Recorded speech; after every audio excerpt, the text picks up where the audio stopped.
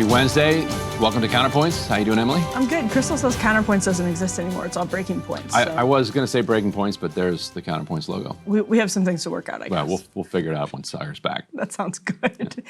So we have a big show today. Donald Trump is in the Middle East. Some great drop site reporting to talk about, actually, on the Syria situation. But Trump gave a hell of a speech in Saudi Arabia that we're going to go through. Yes. And now he's on his way to Doha. That's right. Maybe he's going to pick up his big, beautiful plane. Yeah. We're also going to have Amir Tabone join us. He's a Haaretz columnist, going to talk about what this means for the genocide in Gaza and whether or not we're going to actually see an end to this. And as I was talking to Amir about this yesterday, if Trump doesn't end that this week, almost certainly thousands upon thousands upon thousands of people will die in the coming weeks. This is at a critical moment. So the question is Steve Witkoff and Trump, they got Ian Alexander out. Are they happy and they just move on and they just leave thousands of people to their fates?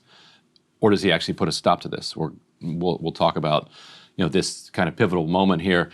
He's also pushing his big, beautifuful bill through Congress. This is happening. That's right. No, I mean, the second component of their trade war is getting this tax bill passed because they see it as, we'll get into all of this, but they see this as a necessary component of the trade war. You can't have the trade war without, as they see it, these big tax cuts or the continuation of these tax cuts. But people, if you notice, the trade war is not on the bottom there. Yeah. Trump basically gave up this weekend in his talks with China. But even if you keep a 10% global tariff, they want to have all of these incentives to reshore, and they don't feel like the markets will continue to react as they are. It's a fragile situation if they don't get the tax cuts that they were promised, the continuation of tax cuts they were promised. As Scott Bessent has been pushing, 100% write-offs on building and factory equipment. So all of that stuff is on the line in a big reconciliation bill that congressional Republicans, with their raise with the majority, are trying to stuff all kinds of stuff into, from AI to SALT deductions to running nonprofit exemptions, and the House was in session till like 4 a.m. So we're going to bring you all the details from that fight. It's a big one. Also, Ryan, the Jake Tapper, Alex Thompson book on, it's called Original Sin, on the cover-up of Joe Biden's health is causing a stir. A big excerpt was published yesterday in the New Yorker about Biden failing to recognize George Clooney at that now infamous LA fundraiser last year. Go ahead. Yeah, if you remember, that's when things started to break because Clooney came out publicly. Right. In the New York Times, right? Yeah, and it was like, I don't think that this guy really is up for another term. And now we know that specifically Joe Biden did not recognize George Clooney, which would put Joe Biden in the 0.001% of people, I don't know about the world, but certainly in the United States, who wouldn't recognize George Clooney. It's George Clooney. Plus, they have had a relationship as Clooney. Even if you don't, it's George Clooney. Yeah, I mean, the man is very recognizable. Yes. Who's that handsome man? There's a raging debate once again about the media's role in all of this and about the Biden family's role in all of this. So we'll bring you the details on that.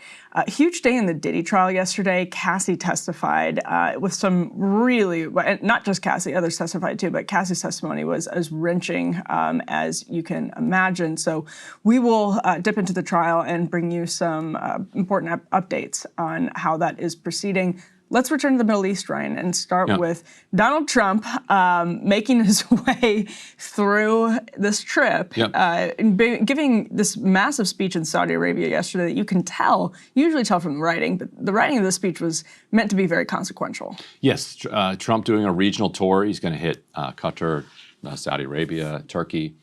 He's very deliberately and conspicuously skipping Israel. In 2009, and I've seen some people compare it to this, Obama went to the Middle East and on what the right called an apology tour. If you go back and read the speech he gave there, it's very similar to Trump's. They're coming at it from a different angle. Obama was saying the United States needs to step aside and just allow the Middle East to develop itself, and that nation building. He was attacking George W. Bush was the wrong thing to do. Trump now saying basically the same thing, and he's also going after the same guy, George W. Bush. The only thing Obama and Trump really agree on is that George W. Bush really screwed up that region. It brings the whole country together, really. Yes, except for like Michelle Obama, who still has a Yes, soft spot, we can all rally around that. Now the difference is I watched the entire Trump speech, and of course the first like 15 minutes he's talking about how many counties he won in the election. Red stands for Republican. The specific number of counties that he won, he makes sure everybody at this Riyadh conference knows that he won all 7 swing states. So Obama didn't do that. Obama didn't go over his kind of county by county. To his loss. I mean, he could have. He could have. Yeah, he had some interesting things he could have pointed out. He won Iowa, move. Yeah. Yeah. And people seem to love that. When he gets into the historic nature of the speech, that's when it does become very interesting. So let's roll. This is the piece that's kind of going viral in the Middle East. Before our eyes, a new generation of leaders is transcending the ancient conflicts of tired divisions of the past and forging a future where the Middle East is defined by commerce, not chaos, where it exports technology, not terrorism, and where people of different nations, religions, and creeds are building cities together, not bombing each other out of existence. We don't want that.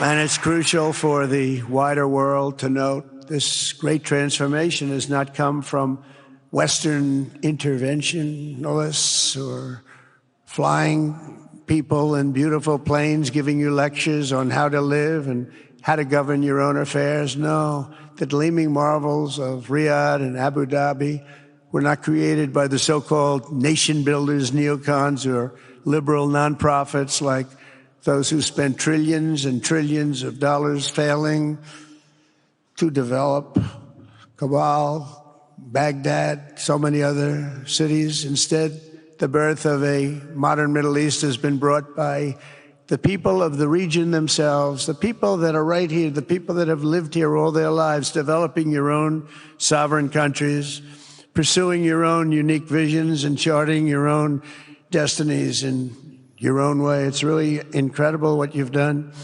In the end, the so-called nation builders wrecked far more nations than they built, and the interventionists were intervening in complex societies that they did not even understand themselves. They told you how to do it, but they had no idea how to do it themselves.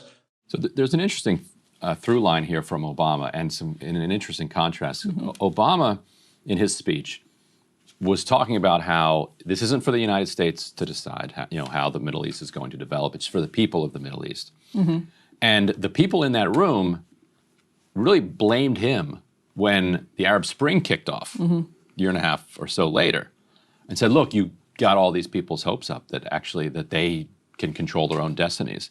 And if you notice Trump's phrasing, he says the people who are here, and then he's like, the people here, like the ones that I'm looking at. It's like, I'm not talking about the Arab streets, so to speak. I'm not saying that you need democracy. We're not exporting democracy to this region anymore. He's saying, look, you're a king, you get the crown prince over here, these are your cultures, this is your tradition, cool. You guys in this room have developed this stuff, and I'm going to support you to do that. So it's, and the reason I say it's an interesting through line is that, and I don't, if you want to respond to that, let me know.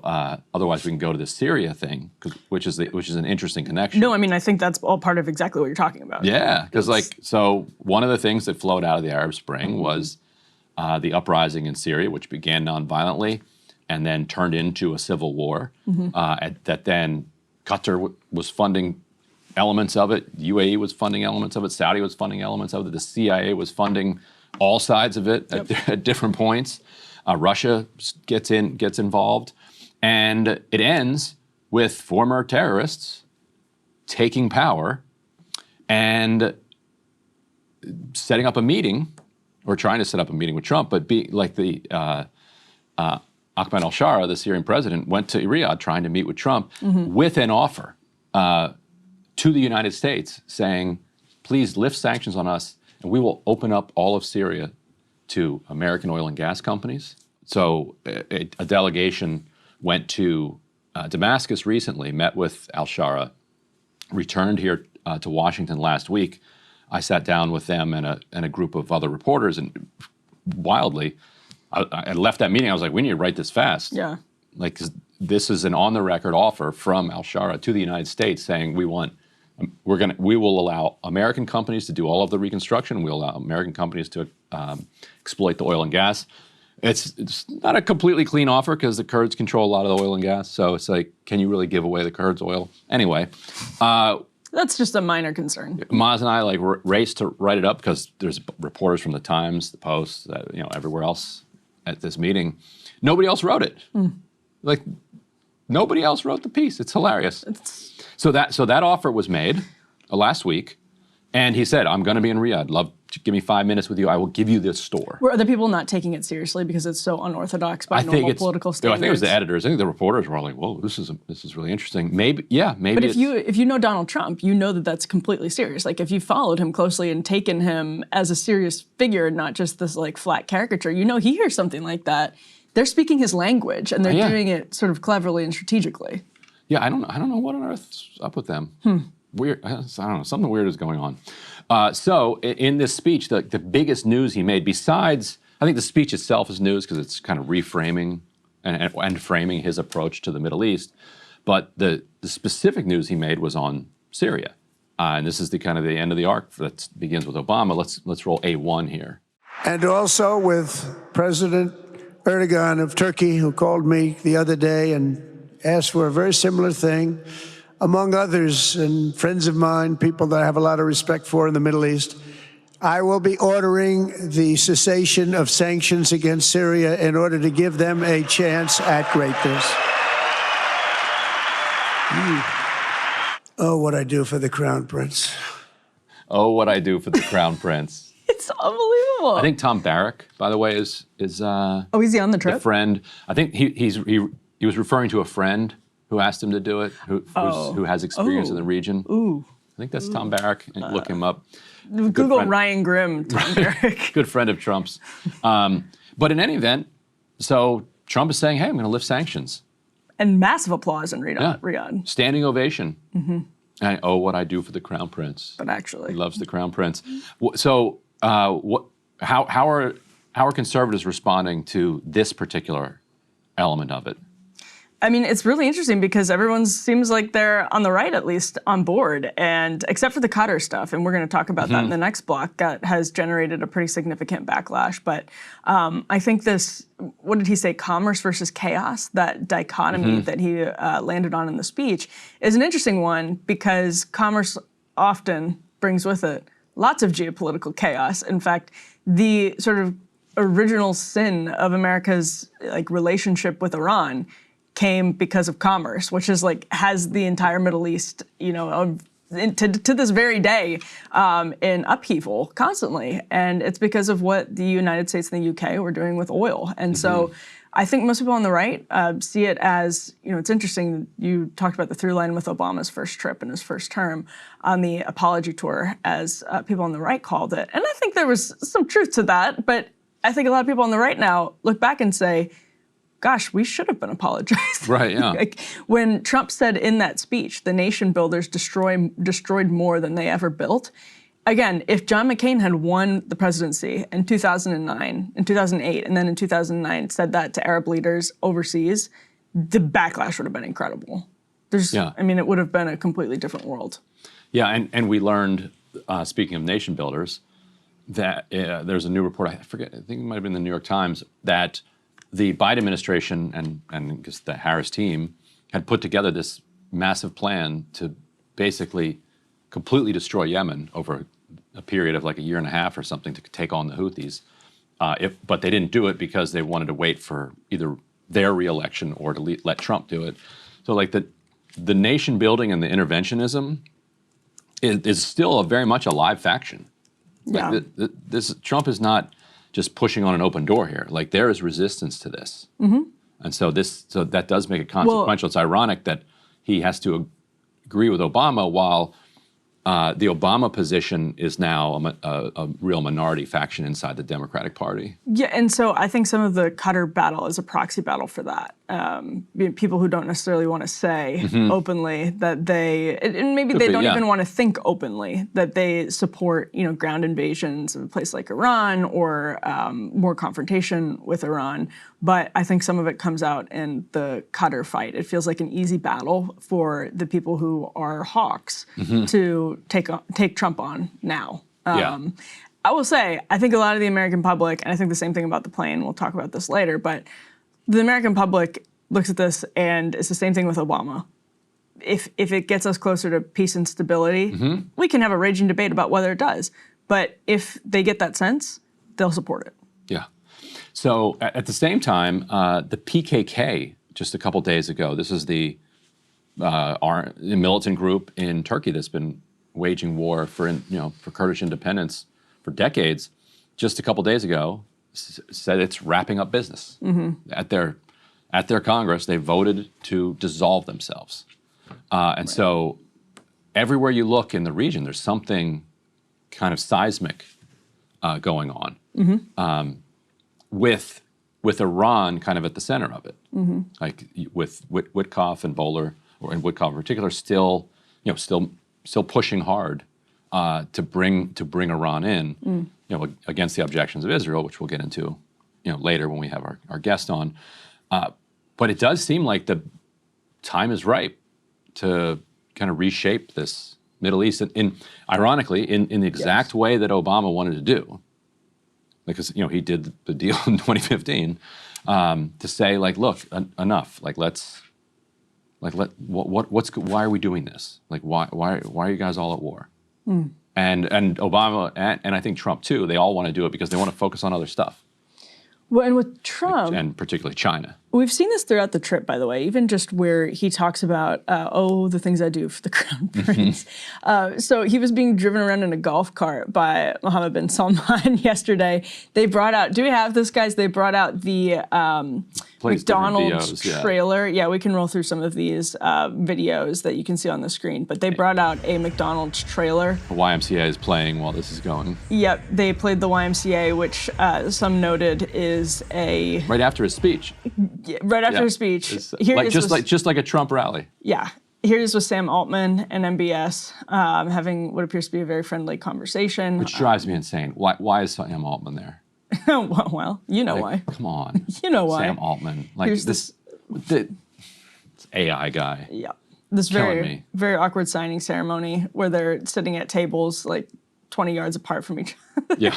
Maybe 10 yards apart from each other. Here's the famous McDonald's trailer that they rolled out for Trump because that man loves McDonald's and they know how to work with Trump. That's for sure. The fillet of fish all the way out in Riyadh. Yeah. But what I was getting at with this is I think Trump has this sense that he wants, if you're going to do the anti-nation building thing like Obama did, or Obama tried to do early in his term before, drone striking U.S. citizens and all of that. If you want to be in that position, Trump believes that you have to frame it differently, that you have to look like you're the winner, not that you're prostrating yourself to these powers. And so with the Iran deal, for example, I think it's looking like there would be some significant differences, but broadly, the point is the same. Why is this? Like, why are we not just ending this? Why are we continuing to allow people to come in between the peace process and set things back decades and all of that? Trump is just, the difference between Trump and Obama is that he knows the people who would have been furious at, say, John McCain for going to the Middle East and saying something about, anti-nation building in 2009 actually probably were anti-nation building, meaning it's about tapping into the sort of nationalism, right? So like the people who end up voting for Trump, who maybe voted for Obama too, by the way, were just as opposed to George W. Bush's foreign interventions, but they didn't want to apologize for it. And I think that's a difference between Trump and Obama, and I think it speaks to Trump knowing his constituency, which is different. I also think Republicans love to talk about Trump derangement syndrome, and it's definitely a thing. Trump plays plenty of a role in triggering the derangement. You take medication for it. I take medication for it. The Obama derangement syndrome was unlike anything related to Trump. I think the derangement was so much wilder. For people who are old enough, and if you're not old enough, you can Google this. One of the big scandals when Obama went over to the Middle East for the first or second time, they said he bowed to the king. And that was Saudi Arabia, wasn't it? Yeah, Saudi Arabia. Yeah. So he bowed, and how dare he? Like, it was an impeachment-worthy allegation. Like, how dare this American president bow to a Saudi king? In his speech last night, Trump starts reading this line about how, because of his amazing first 100 days, and he's cleaned up everything Biden has done wrong, the U.S. now has the most dynamic, incredible economy in the world, and he stops himself. He's like, I can't believe I almost said that right here in front of the Crown Prince. Of course, Crown Prince, you have the greatest economy. Your economy is incredible. How awful would it be if I even finished that sentence? Like, go find the clip. It's classic comical Trump. And like, what do you, like, so he's up there on stage debasing himself. Yes. In front of the Crown Prince. Yes. And doing it like fabulously. With the YMCA. Yes. Which people were pointing out is a gay anthem in Saudi Arabia, is sort of a... Though that's pretty funny. Yeah, yeah that's almost more a troll of the Crown Prince than a bow to him. Yes, but the speech itself, he was just bowing constantly to, look, Saudi Arabia, like the citizens of Saudi Arabia are doing well. Their economy overall is not better than the United States. Like it's a broken economy that is kept alive by oil. Like, congratulations, like good for you. You can pump oil out of the ground and spend the money. But it doesn't mean you have a great economy. And for Trump, he's just lavishing with praise. If Obama would have done that, like, it's just different. Oh yeah, just different worlds. The two live in just completely different media environments. Sam Altman was there, by the way, because I think we've covered this before, Ryan. Saudi Arabia is a massive investor in AI, and what Trump. And I'm not surprised he's there. It's just I just don't like that these AI kingpins are part of our elite. Well, the same thing with Elon Musk. And we saw Elon Musk sitting down with Modi 2 months ago with all appearances of being a representative of the United States government at that point, but also a business leader with massive interests in the Indian market, and that's what Sam Altman was doing there. There was also like Jensen Huang was there, Andy Jassy was there, and what Donald Trump is trying to do, and maybe you can flesh this out more, Ryan, to that point again about commerce versus chaos, which sounds almost like Fukuyama, by the way. Interesting because there was literally a McDonald's trailer. Two countries with McDonald's just won't go to war with each other, right? But it sounds, in that sense, a little like the exact ideology that people who are now regurgitating the Samuel Huntington thesis are or have sort of staked their worldview on in opposition to. But Ryan, what Trump is trying to do basically is spur massive investment from actually not just Saudi Arabia, other Gulf states that he is visiting this week. And your point about Syria is an important one, but that's what he's trying to do is basically like explode the business interests between the United States and places like Saudi Arabia, probably Qatar too. And you'll like this. So we can roll A8 here. This is Trump being asked if he did have the meeting with the Syrian president. He did, which is kind of fun to think. Like, Dropsite was the first to report that. That's crazy. Al-Shara wanted to meet with Trump, and then at Riyadh, and they're like, hey, okay, let's meet, let's do this. We're just out here making deals for Trump. Al-Shara, formerly number 2. Ran Mosul for ISIS or something. Like, it was like formerly Al-Qaeda, then rebranded it as Nusra. Like, this is a guy with a very interesting past. Let's see what Donald Trump has to say about his meeting with a guy who, up until very recently, had a $10 million bounty on his head for being a wanted terrorist. How did you find the Syrian president? Right. I think very good. Young, attractive guy, tough guy. Strong pass. Very strong pass, fighter. Very strong pass. He's a fighter. He's a fighter. It's like what he said about the Houthis last week. Yeah, he loves the Houthis too. Well, they're very brave. He respects, he respects strength. Yes. Whether that's, yes. And if you are a member of a designated terrorist organization at war with the United States, he respects you even more because he sees, his beefy generals giving the briefings about all the different munitions and they dropped $1 billion worth of weapons on the Houthis, and they withstood every bit of it. And Trump's like, gotta respect that. And strong past. Yeah. Yeah. So I think it's important. I think the backdrop to all of this is important. This is A6. We can put this on the screen. So the Wall Street Journal did a big report ahead of the trip, laying out, and this was a gargantuan task. This is a breaking points graphic from the Wall Street Journal article, but they were.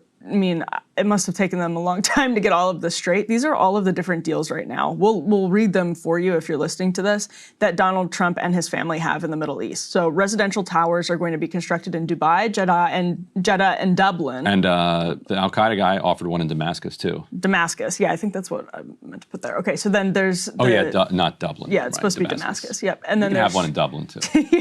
There's the Trump-owned luxury golf course in Qatar. Stablecoin by the Trump Organization has $200 billion in funding from the UAE and Saudi royals. $2 billion.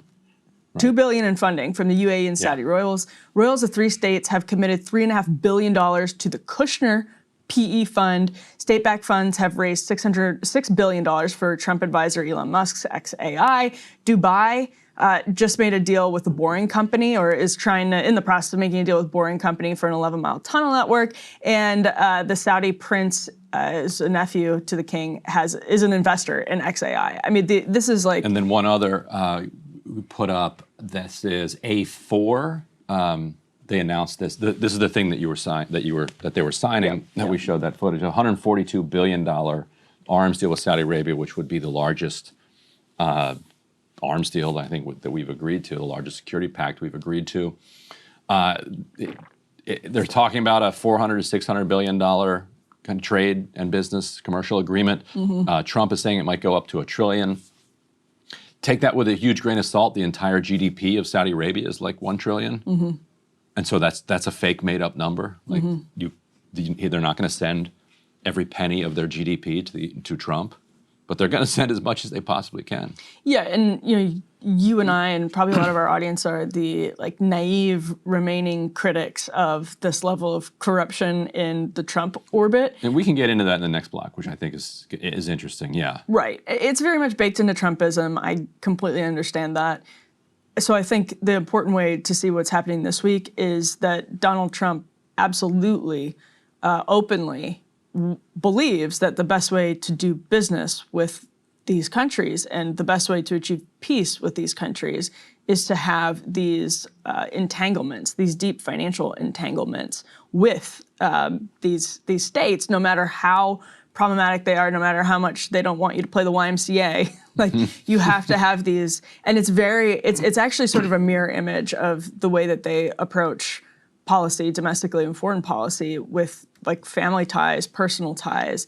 Trump admires that and likes it, and it speaks to him, and that's why he has these great relationships with the Saudi countries, is because he does believe that commerce will win over chaos and not cause the chaos, because he's sort of seen that happen from his perspective, at least. I don't agree with that, but he believes that he's seen that happen as a businessman. You look at Steve Witkoff, for example, a close friend of Donald Trump's, we'll talk about him when we talk about Qatar too, but big investments in this space. So I don't think Trump is in any way hiding from the appearance and reality of corruption. He's kind of embracing it. He wants that to be the foundation of the policy going forward, is that there are deep financial entanglements between government and business. Hey, if you liked that video, don't forget to hit the like button and subscribe to Breaking Points. If you want to see the rest of Counterpoints, go to breakingpoints.com to become a premium member and get the full uncut show every morning in your inbox and on Spotify.